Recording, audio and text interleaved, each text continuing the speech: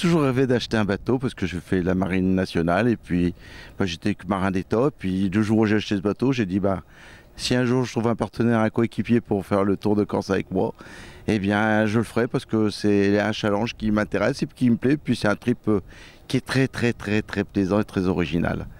On l'a préparé un an à l'avance. Le jour où Jean-Yves a répondu OK pour le Tour de Corse, on s'est donné des objectifs. Et puis bon, moi comme je suis 6 mois de l'année en Corse, on se donnait des rendez-vous téléphoniques, on dirait d'une fréquence une fois par mois, en préparant un petit peu une checklist, en préparant un petit peu les cartes, en préparant tout ce qui était sécuritaire. Et puis petit à petit, les choses se sont préparées. Et puis quand on est revenu au mois de mai, on a finaliser notre projet tous les deux. C'est un challenge qui est original parce que c'est pas le bateau de tout le monde, on est repérable, on est identifiable. On l'a fait à l'ancienne avec des cartes papier, sans GPS, en mesurant bien entendu tous les risques qui pouvaient se comporter. Il y a une solidarité, une aide. Quelques bateaux que vous ayez, petits, grands, vont bien vous aider. Bien sûr, il y en a qui ne le font pas, mais la majeure partie de la voile, il y a une solidarité qui est très très importante du fait du danger, la dangerosité de la mer. Quelles étapes avez-vous parcourues durant ce voyage?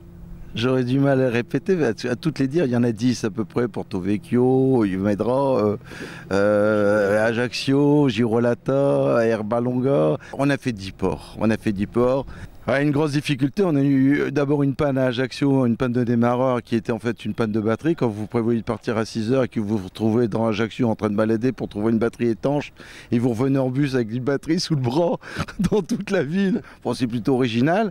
Puis après on a une voie d'eau à Porto Vecchio où je dirais que là ça a été un peu le chat noir puisque on a trouvé vraiment des plaisanciers qui nous ont aidés, qui nous ont soutenus, qui nous ont supportés. Dans ce moment-là où on s'est très honnêtement, l'un et l'autre, on en a parlé parce qu'on fait des feedbacks sur le bateau, parce qu'on a suffisamment de temps pour faire des feedbacks, en disant et maintenant, qu'est-ce que tu as eu? J'ai eu un peu peur. Et toi, ouais, j'ai eu un peu peur. Mais voilà, mais on ne s'est jamais dit en tout cas. On ne s'est jamais dit, on a été toujours là pour se remonter le moral. Quand il y a un souci, il ne faut pas montrer à l'autre qu'on est inquiet, parce que si on lui montre, c'est la panique à bord du bateau, quoi. Donc il faut montrer qu'on est serein, on va gérer et puis on va repartir. Donc il faut prendre sur soi, même si on a des petits doutes dans le coin, il ne faut pas montrer à l'autre qu'on a peur. Parce que si là c'est fini, c'est la panique, on rentre en voiture. Les occasions, on laisse le bateau au port, quoi. Donc, à combien de miles étiez-vous des côtes? Un demi-mile à peu près, en gros un demi-mile, demi-nautique, c'est-à-dire 900 mètres quoi, à peu près maximum, hein. Mais jamais moins de 500 mètres de la côte. Vous conseillez quoi aux futurs aventuriers qui voudraient suivre votre exemple? La sécurité, la météo et bien se connaître, quoi. Ne pas être pressé à faire le tour, battre un record. Ici, c'est pas la traversée atlantique ou la route du Rhum. Donc le but, c'est pas brûler des étapes, même à la limite, si on n'est pas sûr, on reste une nuit de plus au port. Quel est votre meilleur souvenir? Je n'aurais pas de meilleur souvenir, tout est un beau souvenir. Une simple chose, c'est que sans être un souvenir, je remercie ma femme de m'avoir accordé l'autorisation de partir avec un copain pendant quelques jours.